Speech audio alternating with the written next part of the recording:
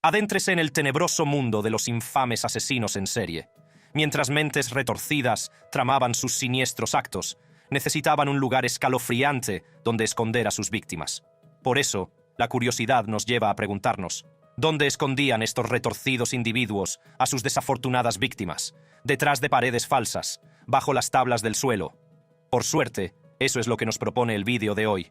Exploraremos los oscuros recovecos donde habitaba el miedo y descubriremos la inquietante verdad sobre dónde guardaban a sus víctimas estos famosos asesinos en serie. Pues bien, manos a la obra. John Wayne Gacy. John Wayne Gacy parecía un tipo corriente, amable y extrovertido, con un don para entretener a la gente. Pero nadie sabía que tras su jovial fachada se escondía un oscuro y siniestro secreto. Gacy tenía una peculiar fascinación por los payasos. Le encantaba transformarse en un personaje llamado Pogo el payaso o Patches el payaso. Con su colorido maquillaje, sus zapatos de gran tamaño y su comportamiento juguetón, divertía a niños y adultos por igual, arrancándoles sonrisas. Pero nadie sabía que este alegre payaso escondía un escalofriante alter ego, un depredador oculto a plena vista. En lo más profundo de las paredes de su modesta casa de estilo rancho en Norwood Park Township, Gacy dio rienda suelta a sus malvadas intenciones. Tenía un plan retorcido y diabólico para atraer a su guarida a víctimas desprevenidas, utilizando su carisma y encanto para ganarse su confianza. Una vez dentro, revelaba su lado oscuro. Según los informes, convencía a sus víctimas para que se esposaran y les prometía un alucinante truco de magia. Desgraciadamente, en lugar de sacar conejos de la chistera, los sometía a horrores indescriptibles. Indefensas y aterrorizadas, estas pobres almas se convertían en prisioneras de sus peores pesadillas. Las agresiones sexuales y las torturas atroces se convirtieron en los retorcidos pasatiempos de Gacy, y cuando había saciado al máximo sus deseos sádicos, acababa con sus vidas. Sus métodos elegidos eran la asfixia y la estrangulación. La casa de Gacy se convirtió en un cementerio, ocultando la terrible verdad bajo sus mismos cimientos. El semisótano, oculto a miradas indiscretas, se convirtió en el lugar de descanso final de sus desafortunadas 26 víctimas. Sus almas quedaron atrapadas para siempre en los claustrofóbicos confines, silenciadas por la insaciable sed de poder y control de Gacy. Mientras tanto, otros 3 cuerpos encontraron su descanso eterno en otro lugar de su propiedad, mientras que 4 desafortunadas almas fueron arrojadas a las turbias profundidades del río Des Plaines. Pero esta historia siniestra tenía una historia oscura que precedió a estos crímenes atroces. Gacy ya había tenido problemas con la ley en 1968. Fue declarado culpable de la sodomía de un adolescente en Waterloo, Iowa, y condenado a una pena aparentemente adecuada de 10 años entre rejas. Sin embargo, para conmoción de la comunidad, solo cumplió 18 meses antes de volver a salir en libertad. En 1972 se cobró su primera víctima. A finales de 1975, otras 2 vidas inocentes se habían extinguido en sus manos, y tras divorciarse de su segunda esposa en 1976, se lanzó a una escalofriante matanza, cobrándose la vida de al menos 30 víctimas más. Pero el destino quiso que la desaparición de un niño llamado Robert Piest se convirtiera en el punto de inflexión de la oscura historia de Gacy. Los investigadores siguieron diligentemente las pistas, siguiendo el rastro que les condujo directamente a la puerta de Gacy. Aquel fatídico día, el 21 de diciembre de 1978, el reino del terror de Gacy se derrumbó a su alrededor. Gacy compareció ante el tribunal, enfrentándose a las consecuencias de sus monstruosos actos. La magnitud de sus crímenes conmocionó a la nación, estableciendo un espantoso récord en la historia jurídica de Estados Unidos. Jeffrey Dahmer. Jeffrey Lionel Dahmer, nacido el 21 de mayo de 1960, fue un asesino en serie y delincuente sexual estadounidense que se ganó la infamia como el caníbal de Milwaukee o el monstruo de Milwaukee. Entre 1978 y 1991, Dahmer cometió una serie de crímenes horripilantes, extinguiendo víctimas y descuartizando a 17 varones. Los crímenes posteriores de Dahmer incluían elementos perturbadores como la necrofilia, el canibalismo y la conservación de partes del cuerpo, a menudo los restos óseos.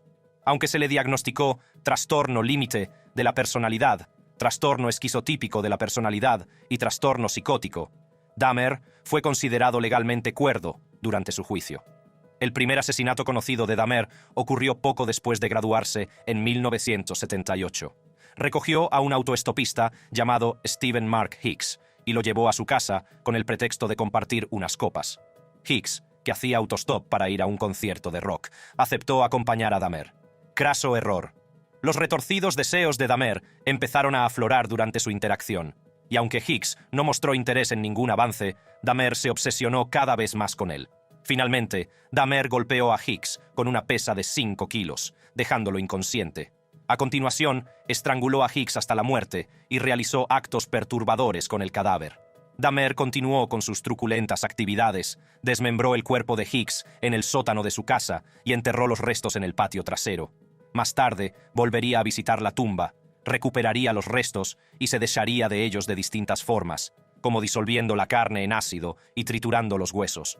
A lo largo de su serie de asesinatos, Dahmer se centró en hombres jóvenes, y la mayoría de sus víctimas pertenecían a minorías étnicas, 9 de ellas negras. Dahmer afirmaba que la raza de sus víctimas era incidental y que era el tipo de cuerpo lo que atraía su atención. Normalmente drogaba a sus víctimas y luego las mataba estrangulándolas, apaleándolas o combinando varios métodos. En algunos casos, Dahmer intentaba crear un estado de sumisión en sus víctimas, perforándoles el cráneo e inyectándoles sustancias químicas o agua hirviendo, lo que, en cambio, les causaba la muerte involuntariamente. Finalmente, en Wisconsin, Dahmer fue declarado culpable de 15 de los 16 homicidios que cometió y condenado a 15 cadenas perpetuas consecutivas el 17 de febrero de 1992. Más tarde, en Ohio, fue condenado a cadena perpetua por un asesinato cometido en 1978. Trágicamente, el 28 de noviembre de 1994, la vida de Dahmer llegó a su fin cuando fue golpeado hasta la muerte por su compañero de prisión, Christopher Scarver, en la Columbia Correctional Institution de Portage, Wisconsin. Los crímenes cometidos por Jeffrey Dahmer conmocionaron al país por su brutalidad y sadismo. Pusieron de relieve la importancia de identificar y detener a los asesinos en serie, así como la necesidad de mejorar el apoyo a las víctimas y sus familias. Dennis Nielsen. Si le suena el nombre de Dennis Nielsen, seguro que sintió escalofríos en cuanto lo mencionaron. Nielsen fue, en efecto, una figura escalofriante de la historia británica. Y para quienes no lo conozcan, se sorprenderán cuando sepan los atroces crímenes que cometió. Nacido el 23 de noviembre de 1945, Nielsen parecía un hombre corriente, mezclado en el tapiz de la sociedad en la que se encontraba. Sin embargo, tras su modesto exterior, se escondía una oscuridad que conmocionaría a la nación. Entre 1978 y 1983, Nielsen se embarcó en una espeluznante ola de asesinatos que mancharía para siempre las calles de Londres.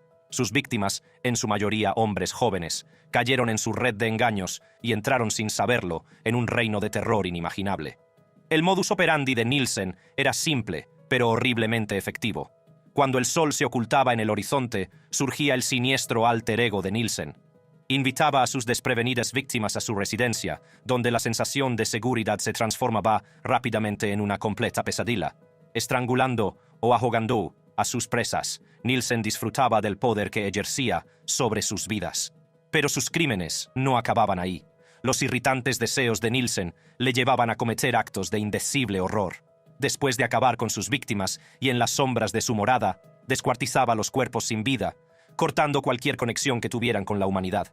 Los restos se convertían en espantosos trofeos, testimonio grotesco de sus retorcidos deseos. Durante años, Nielsen operó sin ser detectado, con su secreto enterrado bajo capas de engaño, pero el karma suele aparecer cuando menos te lo esperas. No pasó mucho tiempo hasta que una obstrucción en el sistema de tuberías del edificio de Nielsen desveló la espeluznante verdad. El descubrimiento conmocionó a toda la comunidad al salir a la luz el alcance de los monstruosos actos de Nielsen. En 1983, la fachada se derrumbó y el reino del terror de Nielsen llegó a su fin. En el juicio, la magnitud de sus crímenes sacudió la sala. Tras confesar los atroces actos que había cometido, Nielsen trató de eludir todo el peso de su culpa, alegando responsabilidad atenuada. Pero la justicia no se dejó intimidar.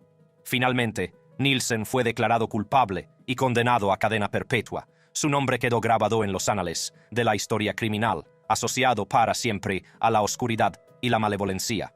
Era un hombre que vagaba por las calles de Londres, con un secreto tan siniestro que desafía la comprensión. Su historia sirve de inquietante recordatorio de que el mal puede llevar la máscara de la normalidad, acechando en las sombras a la espera de atacar. Michael Swango. Este va a ser otro viaje cautivador a la intrigante historia de un delincuente, Michael Swango. Se trata de otra figura que le dejará fascinado y perplejo a la vez. Este hombre nació el 21 de octubre de 1964, y aunque en un principio pueda parecerle un nombre corriente, tras esta fachada sin pretensiones, se esconde una historia llena de suspense y misterio. Y dentro de un momento sabrá de quién estamos hablando exactamente. Imagínese esto. Es el 21 de octubre de 1954, en Tacoma, Washington, Estados Unidos. Michael Swango llega al mundo aparentemente inocente y sin pretensiones. Poco se podía imaginar que este encantador individuo tomaría más tarde un camino siniestro que te haría girar la cabeza. Swango, licenciado en medicina y aficionado a las travesuras, empezó su carrera en los años 80. Sin embargo, había algo sospechoso en la forma en que sus pacientes se iban misteriosamente de este mundo. Era como si tuviera una receta secreta para el desastre escondida en la manga. En 1985, Swango salió a la luz cuando fue condenado por envenenar a sus colegas con arsénico en el hospital de la Universidad Estatal de Ohio. Eso sí, que es jugar a un juego peligroso. Pero espere, hay más. Después de pasar un tiempo en la cárcel, se podría pensar que Swango había aprendido la lección, ¿verdad? Pues no. Como un zorro astuto, siguió tejiendo su red de engaños, saltando de un hospital a otro, dejando un rastro de complicaciones y caos allá donde iba. Era como un thriller médico de la vida real. El método preferido de Swango era administrar a sus víctimas dosis letales de fármacos, como cloruro potásico o epinefrina. A menudo inyectaba estas sustancias a sus pacientes mientras estaban bajo su cuidado. Como resultado, sus víctimas sufrían emergencias médicas inesperadas, paradas cardíacas u otras enfermedades potencialmente mortales. La trama se complicó cuando Swango fue finalmente detenido en 1997, y la verdad se vino abajo. Las pruebas contra él se apilaban como una torre de bloques de Lego. Se le acusó de múltiples delitos, lo que conmocionó al mundo de la medicina. La pregunta en boca de todos: ¿cuántas vidas había quitado realmente? En el último giro, Swango fue declarado culpable en 2000, pero solo de 3 condenas y un cargo de fraude. ¿La sentencia? Cadena perpetua sin posibilidad de libertad condicional. La justicia había prevalecido, pero la escalofriante realidad seguía siendo que el verdadero alcance de sus oscuras hazañas podría seguir siendo un misterio para siempre. Se calcula que Swango puede haber sido responsable de la pérdida de al menos 60 pacientes a lo largo de su retorcida carrera. ¿Puede imaginarse la magnitud de su malevolencia? Es como si una película de terror médico cobrara vida. También se cree que se basaba en los protocolos hospitalarios establecidos para tratar a los pacientes fallecidos. Por lo general, esto implicaba trasladar los cuerpos a la morgue o depósito de cadáveres del hospital para su posterior procesamiento, como autopsias o preparación para el entierro, cremación o, debería decir, para sus retorcidas costumbres. Los criminales Nitari. Ah, sí, los criminales de Nitari, un notorio dúo que sacudió la ciudad de Noida, India. Su historia se oculta tras la oscuridad, la intriga y la búsqueda de la justicia. Nuestra historia comienza con Moninder Singh Pander, un hombre desprevenido cuya casa en Noida se convertiría en el telón de fondo de una serie de escalofriantes crímenes. Poco podía imaginar que su empleada doméstica, Surinder Kohli, desataría un reino de terror que conmocionaría a toda la comunidad. Kohli, el astuto cómplice, tenía una forma siniestra de atraer a mujeres jóvenes y niños inocentes a casa de Pander. Con promesas de trabajo o deliciosos manjares, las atraía a su red de engaños. Una vez dentro, se desencadenaba lo inimaginable, dejando un rastro de angustia y desesperación. Los detalles exactos de los crímenes cometidos por los criminales de Nitari son sombríos y angustiosos, pero en algunos informes se afirma que las víctimas fueron sometidas a agresiones sexuales y torturas, y que finalmente perdieron la vida en trágicas circunstancias. Durante la confesión de Kohli, este declaró que atraía a las víctimas a la casa, las apagaba, hacía el amor con sus cuerpos sin vida, las descuartizaba y luego arrojaba los restos al desagüe de la parte trasera del bungalow. Pero agárrense fuerte, porque hay más en esta historia. A medida que se desarrollaba la investigación, quedó claro que Pander no era un mero espectador inocente. No, era cómplice de los atroces hechos que ocurrían bajo su propio techo. Aunque conocía las oscuras acciones de Kohli, hizo la vista gorda y no las denunció a las autoridades. La noticia de estos horripilantes crímenes no tardó en llegar a la nación, dejando a todos boquiabiertos. El público clamó justicia, exigiendo respuestas y cuestionando la seguridad de sus propias comunidades. El caso sacó a la luz un arraigado problema de apatía y corrupción policial, ya que las autoridades tardaron demasiado tiempo en tomar medidas, a pesar de las reiteradas quejas de las familias de las víctimas. Los criminales de Nizari inscribieron sus nombres en los anales de la historia de India, como algunos de los delincuentes más atroces que jamás haya visto la nación. La magnitud de sus actos causó escalofríos a todos los que escucharon los escalofriantes detalles. Se convirtió en una llamada de atención que puso de relieve la urgente necesidad de mejorar las medidas de seguridad y de promulgar leyes más estrictas para proteger a los más vulnerables de la sociedad. Cuando el polvo se asentó, el dúo se enfrentó a su día de ajuste de cuentas. En 2006 fueron detenidos y en 2009 declarados culpables y condenados a la pena máxima, la pena capital. El veredicto trajo algo de consuelo a las afligidas familias, un atisbo de cierre en medio de un dolor inimaginable. Puede que el oscuro capítulo de los criminales de Nizari se haya cerrado, pero su legado sigue vivo. Andrei Chikatilo. Andrei Chikatilo, alias el carnicero de Rostov, se ganó este infame título debido a la horripilante naturaleza de sus crímenes y a la ciudad en la que operaba. Rostov del Don, situada en el suroeste de Rusia, era el escondite perfecto para sus horribles actos. Los asesinatos de Andrei incluían mutilaciones y violencia sexual, evocando imágenes de la despiadada precisión de un carnicero.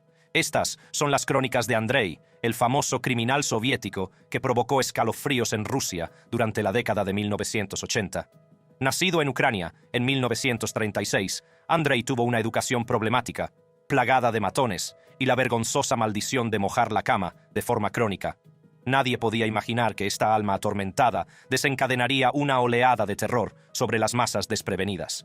Tras su paso por el ejército soviético, donde los medios de comunicación afirmaron que empezaron a aflorar sus tendencias violentas, Andrei se encontró con un puesto de profesor.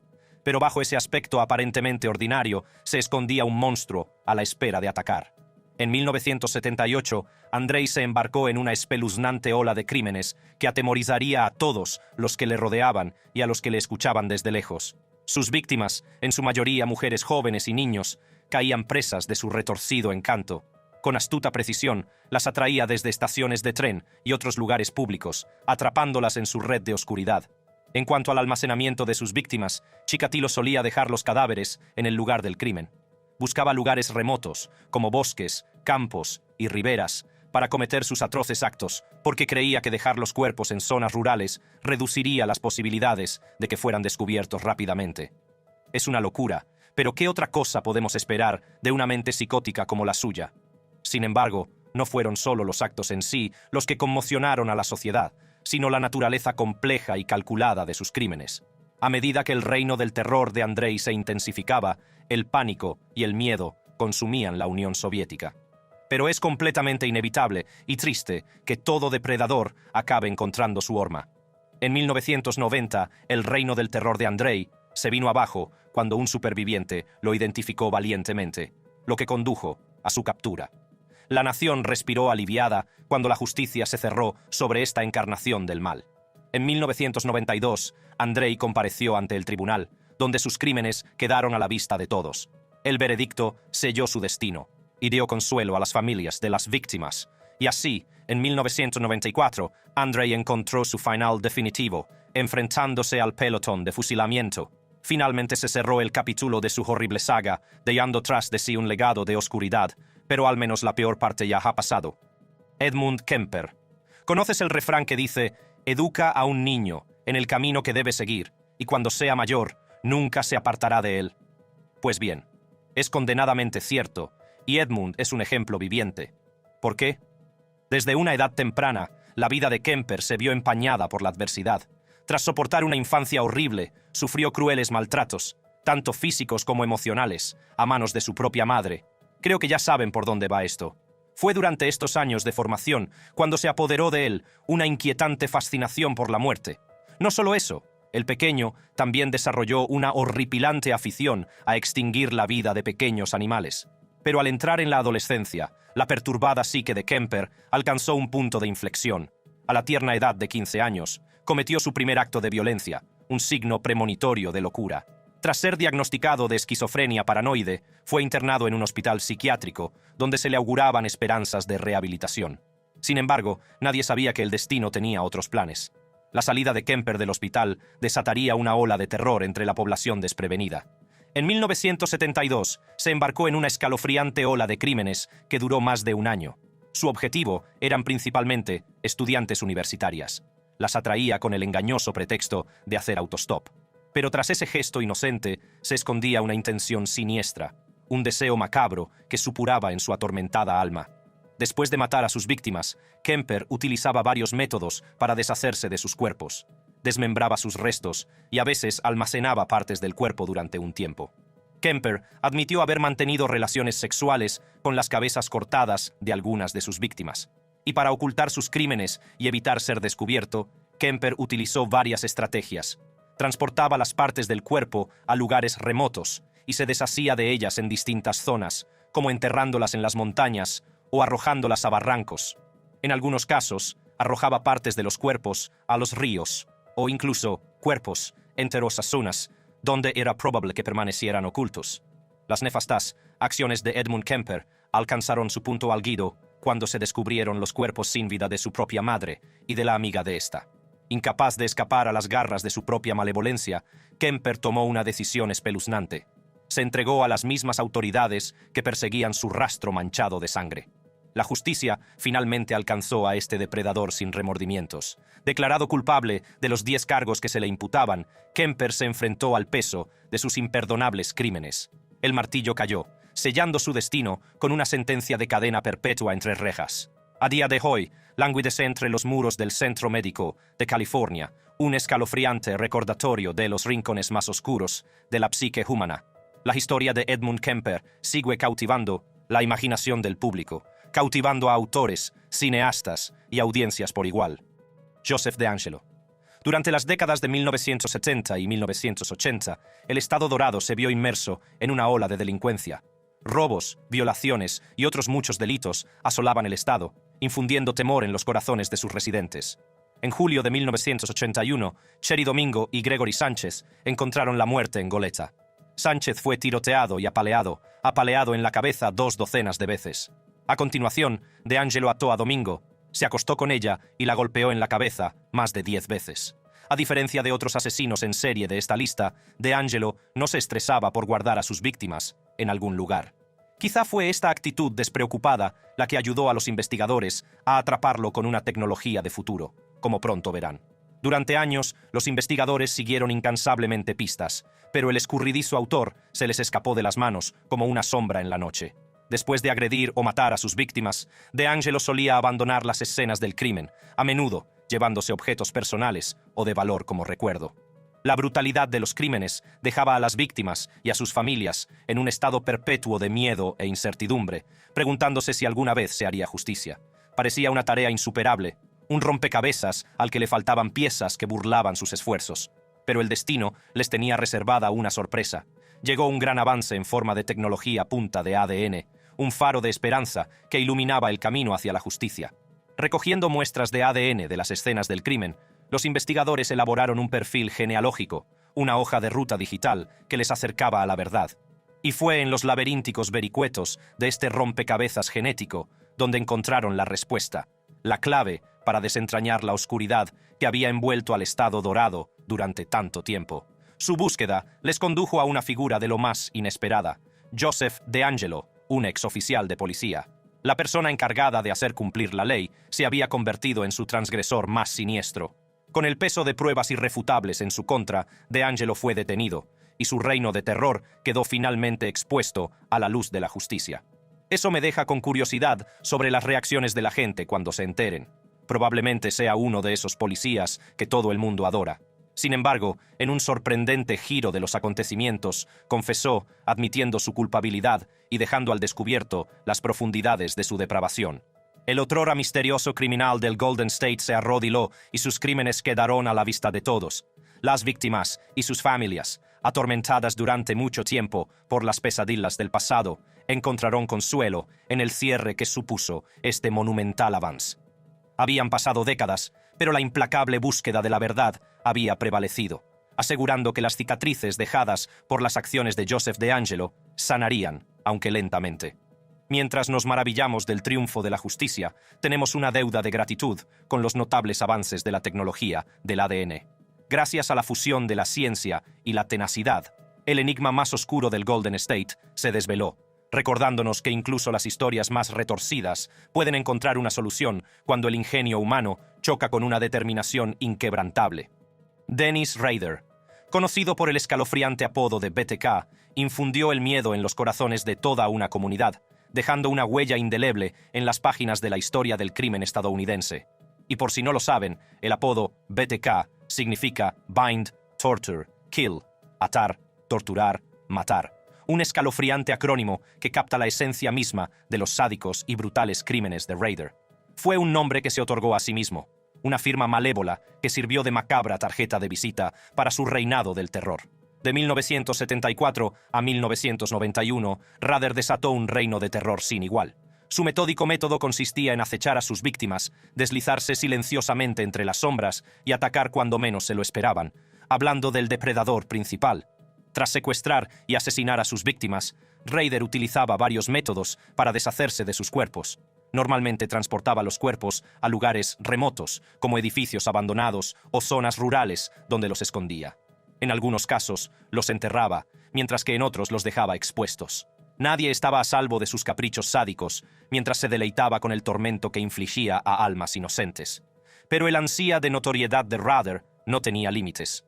No podía resistirse a burlarse de las autoridades y los medios de comunicación, un juego perverso que practicaba con temerario abandono.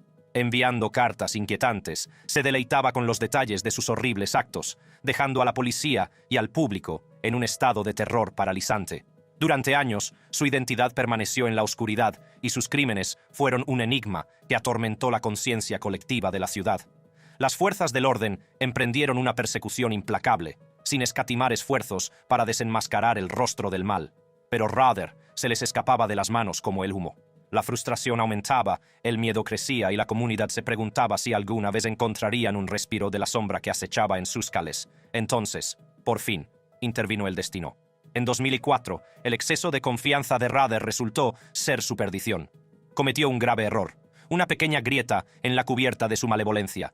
Sin él saberlo, un disquete que envió a las autoridades contenía una miga de pan digital, un rastro de sus nefastas actividades. Los metadatos ocultos en su interior enlazaban con un ordenador de su iglesia, el mismo lugar donde buscaba consuelo mientras se deleitaba con sus actos monstruosos. La soga se tensó alrededor del cuello de Rader y en 2005 se enfrentó a las consecuencias de sus crímenes atroces. Se presentó ante el tribunal con una culpabilidad innegable, declarándose culpable de los horrores que había infligido a inocentes. El martillo del juez cayó y dictó 10 cadenas perpetuas consecutivas, sellando para siempre el destino de Rader entre las frías e implacables paredes de una celda. La libertad condicional no era más que un sueño lejano, para siempre fuera del alcance del hombre que había destrozado innumerables vidas. El impacto de las atrocidades de Rader se extendió por el tejido de Wichita y más allá. Las familias de las víctimas se enfrentaron a un profundo sentimiento de pérdida, marcadas para siempre por las acciones de este monstruo con forma humana. La comunidad de Wichita permaneció unida, y su resistencia fue un testimonio de la fuerza del espíritu humano frente a un mal inimaginable. El nombre de Dennis Rader quedará grabado para siempre en la infamia, como un duro recordatorio de las profundidades de la depravación humana. Puede que su reino del terror haya terminado, pero las cicatrices que dejó tras de sí siguen sirviendo de solemne recordatorio de la resistencia y la determinación necesarias para afrontar y superar los aspectos más oscuros de nuestra sociedad. Jack Unterweger. Unterweger es otro ejemplo típico de cómo educar a un niño en la forma en que debe crecer. Su periplo comenzó con una infancia problemática, un camino turbulento que le condujo directamente a las garras de la ley. Jack Unterweger, periodista austriaco, estuvo implicado en una serie de crímenes brutales que infligieron un inmenso sufrimiento a sus víctimas. Sus acciones fueron profundamente perturbadoras y dejaron un impacto duradero en las comunidades afectadas por su reino del terror. Los crímenes de Unterweger iban dirigidos principalmente a los trabajadores de la calle, a los que atraía con el pretexto de ayudarles y defender sus derechos. Sin embargo, en lugar de ofrecer apoyo y compasión, sometía a estas personas vulnerables a actos indecibles de violencia y brutalidad. Una vez que se ganaba la confianza de sus víctimas, Unterweger llevaba a cabo sus atroces actos, que a menudo implicaban agresiones sexuales, mutilaciones y acabar con sus vidas. Sus crímenes se caracterizaban por un desprecio insensible por la vida humana y un placer sádico por causar dolor y sufrimiento. Los detalles de los crímenes de Unterweger son estremecedores y angustiosos. Sus víctimas sufrieron horrores inimaginables a sus manos y sus vidas fueron trágicamente truncadas debido a sus acciones viciosas. Tras las rejas de la prisión, encontró consuelo en la escritura, escribiendo relatos que entrelazaban sus propias hazañas criminales y el complejo mundo de la justicia. Sus palabras resonaron en muchos, arrojando un rayo de esperanza sobre su empañada reputación. Los vientos del cambio parecían soplar a su favor a medida que los escritos de Unterweger ganaban adeptos. La sociedad aceptó la idea de su reforma, lo que le permitió salir de la cárcel en 1990. Como un ave fénix que resurgía de sus cenizas, fue aclamado como un personaje reformado, un faro de redención. Pero las apariencias engañan. Bajo la fachada de la transformación, Unterweger albergaba una oscuridad que se negaba a extinguirse.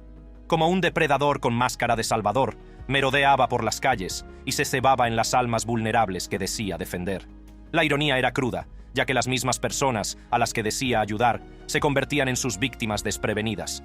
El circo mediático estalló y el nombre del estrangulador de Viena quedó grabado en los anales de la infamia.